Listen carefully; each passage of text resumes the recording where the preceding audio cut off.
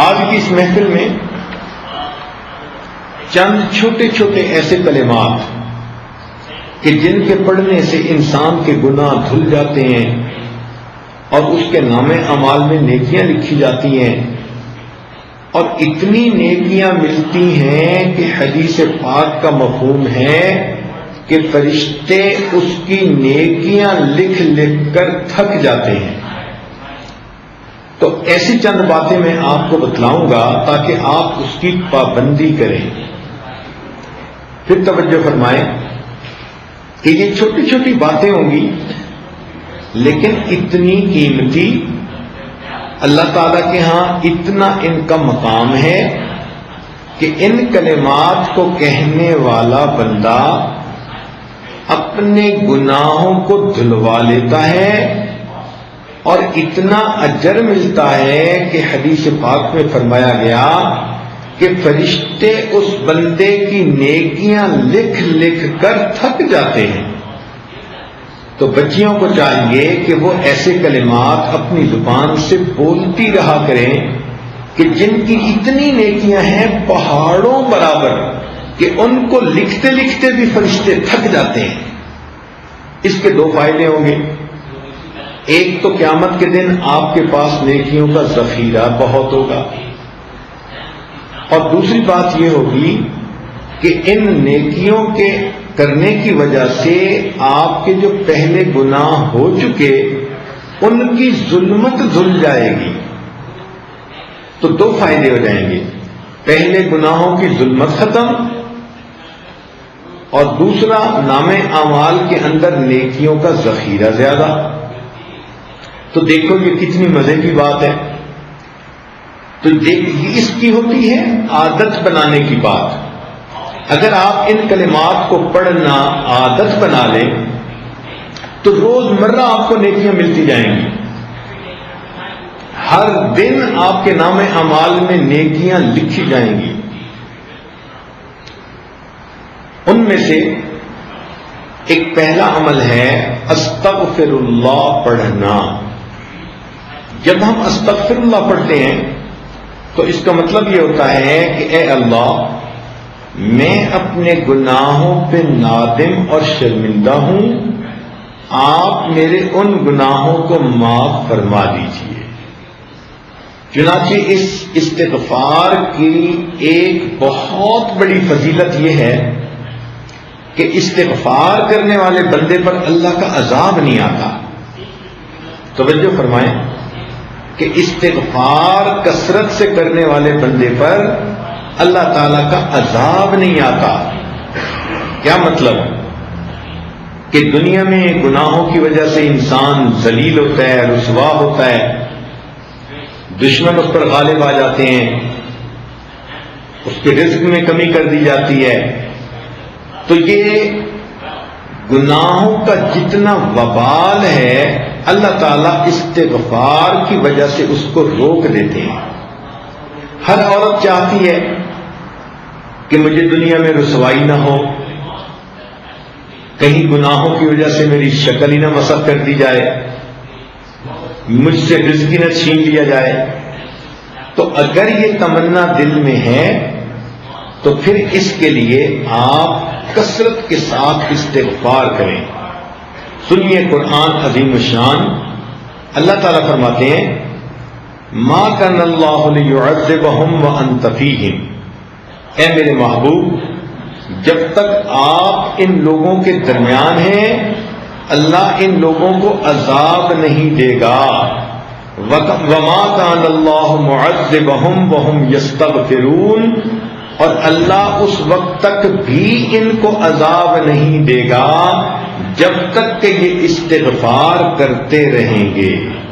اس کا مطلب یہ کہ نبی علیہ الصلوۃ والسلام کی موجودگی میں جو برکتیں تھیں کہ اللہ کا عذاب ٹل گیا تھا، استغفار کے پڑھنے سے بھی وہی برکتیں ظاہر ہوتی ہیں، اللہ تعالیٰ اپنے عذاب کو ٹال دیتے ہیں۔ چنانچہ مکہ مکرمہ کے جو لوگ تھے وہ نبی علیہ الصلوۃ والسلام سے کہتے تھے کہ اگر ہم آپ کا انکار کرتے ہیں تو ہمارے اوپر عذاب کیوں نہیں آتا؟ اور ان کے اوپر عذاب کوئی نہ آیا. تو یہاں پر مفسرین نے تفصیل لکھی. وہ فرماتے ہیں کہ مکہ والوں پر عذاب اس لیے نہ آیا کہ اللہ تعالیٰ کے نبی علیہ السلام وہاں موجود تھے. سوال پیدا ہوتا ہے کہ جب نبی علیہ السلام نے ہجرت فرما لی تو اس وقت عذاب آ جاتا. تو اس کا جواب علماء نے دیا کہ وہاں پر کچھ صحابہ موجود تھے جنہوں نے ہجرت نہیں کی تھی، وہیں رہ گئے تھے مگر کلمہ پڑھا تھا انہوں نے، بوڑھے تھے یا کوئی اور عذر تھا، تو ان کی برکت سے عذاب نہ آیا. پھر اس پر سوال پیدا ہوتا ہے کہ چلو پھر جب ایک وقت ایسا آیا کہ سارے ہی مسلمان ہجرت کر کے چلے ہی گئے تھے اور پیچھے کافر ہی رہ گئے تھے، مشرکین ہی رہ گئے تھے، تو اس وقت عذاب آ جاتا. تو مفسرین نے لکھا کہ ان مشرکین کی عادت تھی کہ جب یہ طواف کرتے تھے بیت اللہ کا تو غفرانک کا لفظ کہا کرتے تھے. غفرانک کا، اے اللہ ہماری مغفرت کر دے، یہ بھی استغفار ہے. تو مشرکوں کے اس لفظ کے کہنے کی وجہ سے اللہ نے ان کو بھی عذاب سے بچائے رکھا. تو اگر مشرک یہ لفظ کہہ دے اللہ اس کو عذاب سے بچا دیتے ہیں، تو اگر مومن کہے گا تو پھر اللہ تعالیٰ کتنے مہربان ہوں گے. لہذا آپ استغفار کی کثرت کریں. دن میں 100 مرتبہ صبح اور شام تو کم سے کم درجہ ہے. زیادہ پڑھنا چاہیں تو زیادہ بھی پڑھ سکتی ہیں. کام کاج کے دوران بھی استغفر اللہ استغفر اللہ استغفر اللہ اپنی زبان پہ رکھ سکتی ہیں. جتنا استغفار زیادہ کریں گی 2 فائدے ہوں گے. ایک تو گناہ دھل جائیں گے، اور دوسرا اس کی وجہ سے اللہ تعالیٰ کا غضب ہٹ جائے گا، اللہ کا عذاب ٹل جائے گا. اب آپ تھوڑی دیر کے لیے بیٹھ کے سوچیں نا کہ اگر ہمارے اوپر اللہ تعالیٰ کا عذاب آ جائے تو ہم تو کسی کو شکل دکھانے کے قابل نہ رہیں. آج جو جی رہے ہیں تو یہ اللہ رب العزت کی صفت ستاری کے صدقے جی رہے ہیں. اس لیے ہمارے اوپر استغفار کرنا بڑا ضروری. ویسے قرآن مجید میں فرمایا گیا کہ جو لوگ کثرت سے استغفار کرتے ہیں تو ان کو 5 فائدے ملتے ہیں. ایک فائدہ تو یہ انہ کان غفارا، کہ ان بندوں کے جو استغفار کرتے ہیں ان کی مغفرت کر دی جاتی ہے. دوسرا فائدہ کہ جہاں پر استغفار کثرت سے ہوتا ہے اللہ تعالیٰ بارشیں برساتا ہے، ان کو قحط سالی سے بچا لیتا ہے. وَيُمْدِدْكُمْ بِأَمْوَالٍ، جو لوگ استغفار کرتے ہیں اللہ تعالیٰ ان کے مال میں برکت دے کر ان کی مدد کرتے ہیں. وَبَنِينَ، اور جو لوگ استغفار کثرت سے کرتے ہیں اللہ تعالیٰ ان کو بیٹے عطا کرتے ہیں. اب کون سی عورت ہے شادی شدہ جو کہے کہ مجھے بیٹے کے پیدا ہونے کی طلب نہیں، تمنا نہیں؟ ہر عورت وش کرتی ہے. اور یہ بیٹے والی نعمت کیسے ملتی ہے؟ قرآن پاک کی آیت کا مفہوم کہ استغفار زیادہ کریں گی تو اللہ رب العزت بیٹے کے ساتھ بندے کی مدد فرمائیں گے. جنات، اللہ تعالیٰ باغ عطا فرمائیں گے. وَيَجْعَلْ لَكُمْ أَنْهَارًا، اور اللہ تعالیٰ زمین سے پانی کے چشمے جاری فرمائیں گے. اس لیے ہمیں چاہیے کہ ہم کثرت سے استغفار کریں. استغفار ہر بندے کو کرنا چاہیے، چاہے نیک ہے چاہے بد ہے. اس لیے کہ اگر کافر ہے تو کفر سے توبہ استغفار کرے، اگر عام مسلمان ہے تو اپنے گناہوں سے توبہ استغفار کرے، اگر گناہوں میں ملوث نہیں ہوتا، نیک بندہ ہے، تو اس کے دل میں بھی جو غفلت آ جاتی ہے اس سے استغفار کرے.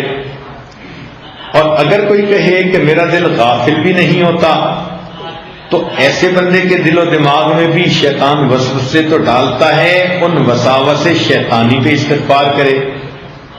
اور اگر کوئی کہے کہ مجھے تو شیطان وسوسے سے بھی نہیں ڈالتا، تو وہ بھی اپنے اخلاص کی کمی کے اوپر استغفار کرے کہ جتنے خلوص سے ہمیں زندگی گزارنی چاہیے تھی ہم نہیں گزار پا رہے۔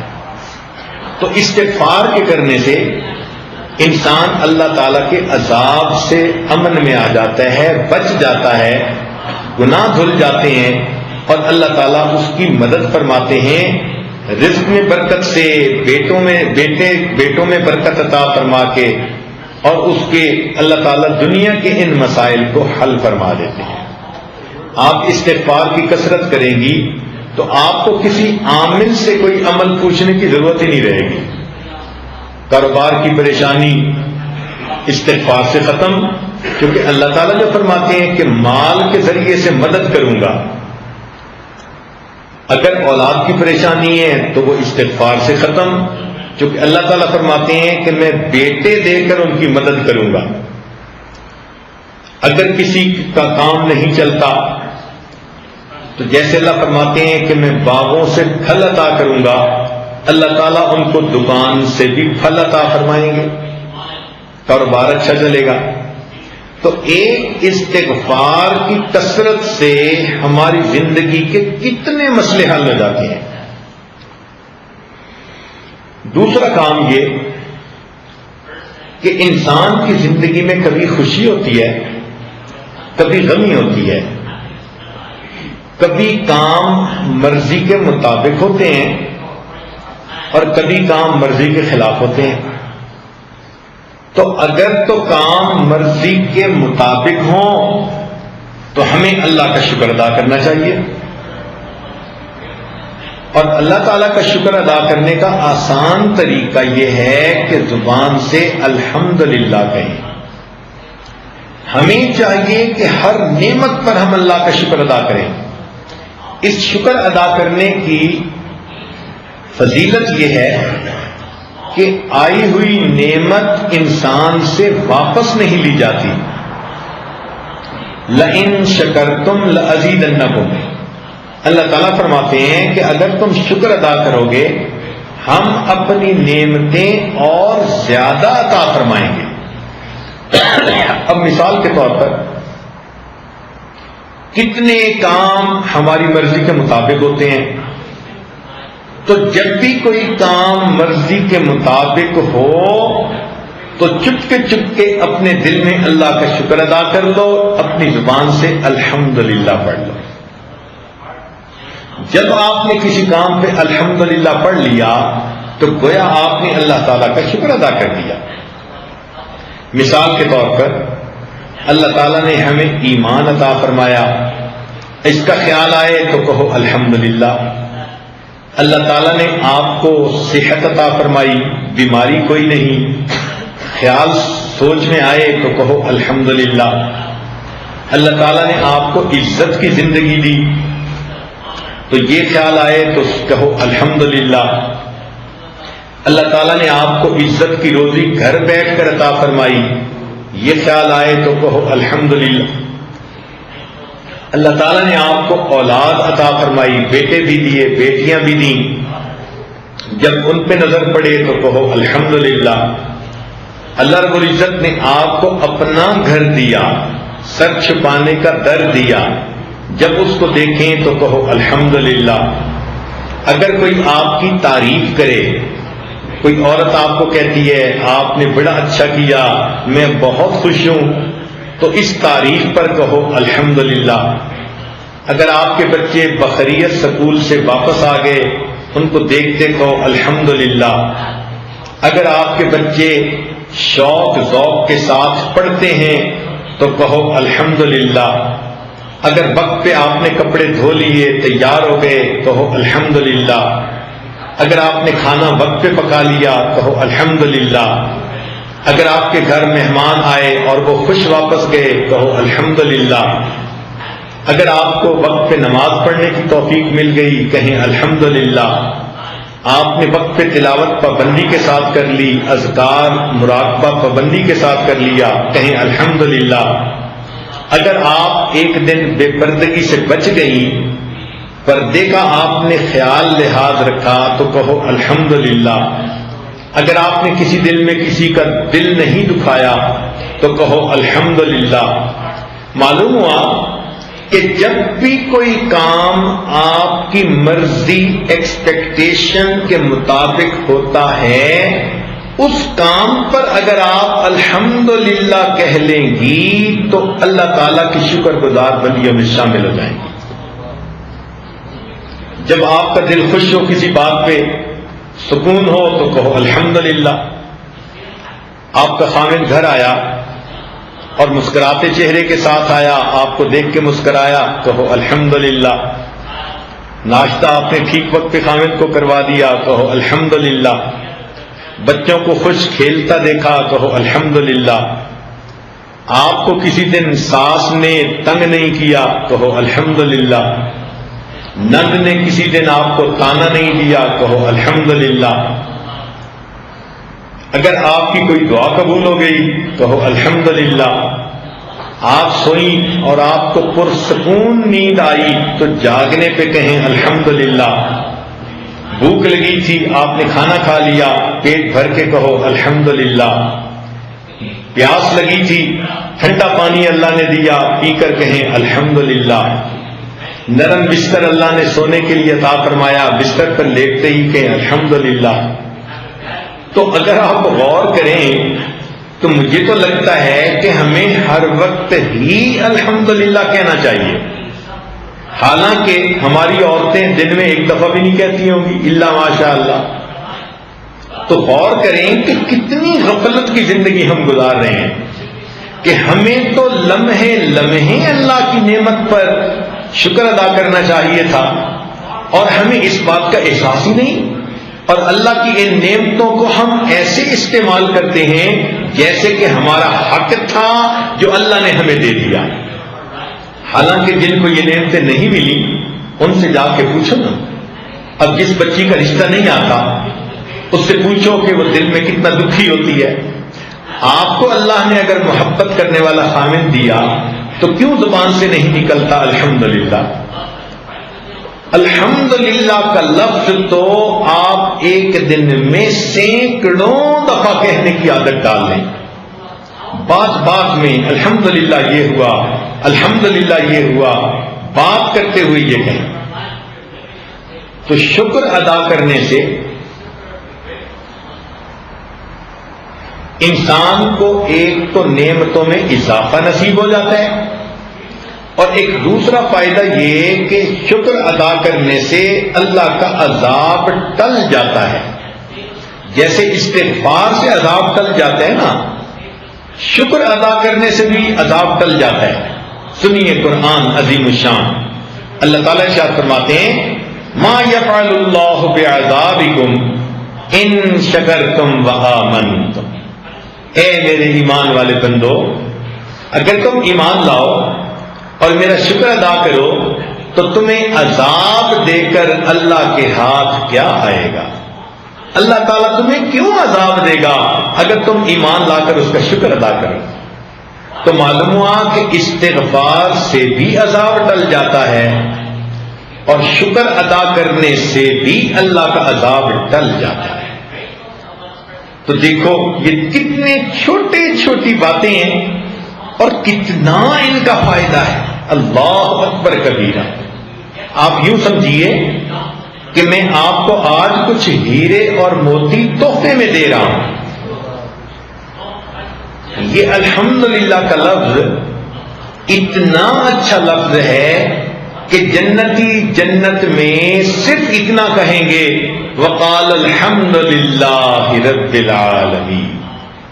جنتی بھی جنت میں ہر وقت اللہ کی جو ہے تعریف کریں گے، الحمد کہا کریں گے۔